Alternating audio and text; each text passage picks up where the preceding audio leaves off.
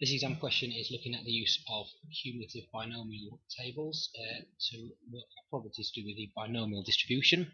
It gives me for free in the question that's telling me it's binomial, so I know I've been needing to use the formula book and look at some of the tables in there, so I need to turn to the page on the cumulative binomial tables here. Okay, there's a couple of key bits of information I need to get down first, just to make sure I'm going on the right lines.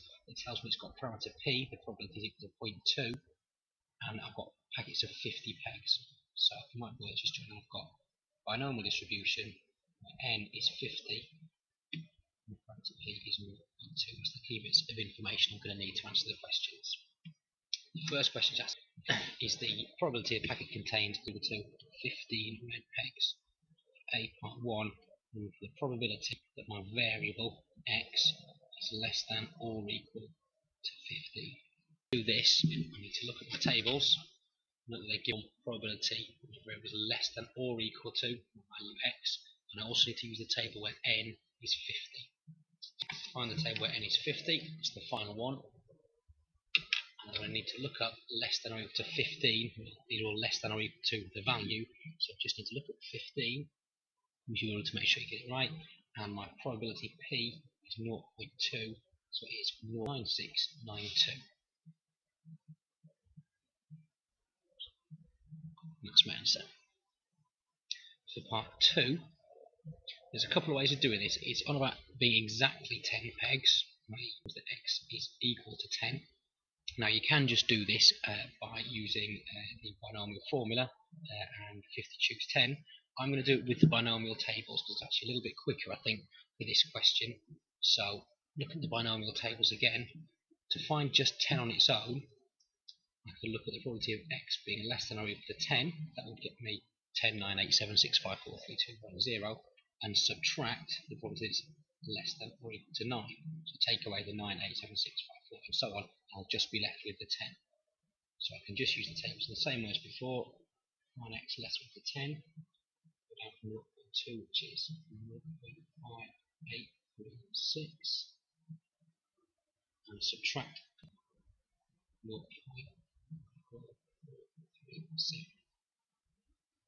which gets you 0.1399. For part 3, I mean, the probability is more than 5 but fewer than 15.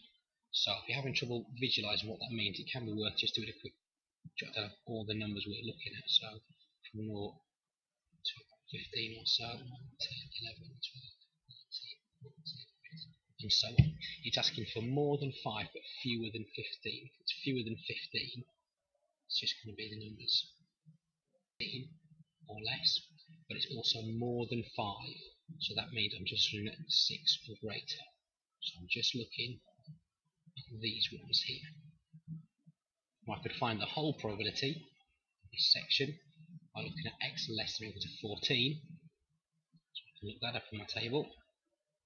But I need to remove these ones, i.e. that x is less than or equal to 5. So I can subtract that. And again, I can just look at it from my table. So x is less than or equal to 14. 2, which means 3. Minus 40x is equal to 5. So it's 0.048.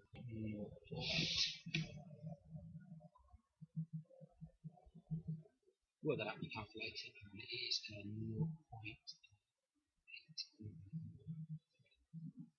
solution. For part B, it's asking me to comment on the validity of Sly's claim about his mean and his variance. Again, use the formulas in the formula book. Return to a few pages further forward. We've got our formula table about discrete distributions. It gives us the binomial here, or my values of n and p, which I wrote down up here. It tells me to find the mean. The mean is just np. So for part B, work out what the mean should be. It should be np, i.e. 50 times 0.2, which is 10. And the variance, look at the formula, np times 1 minus p, i.e. the mean times 1 minus p, which would be 1 minus 0.2, which is 0.8.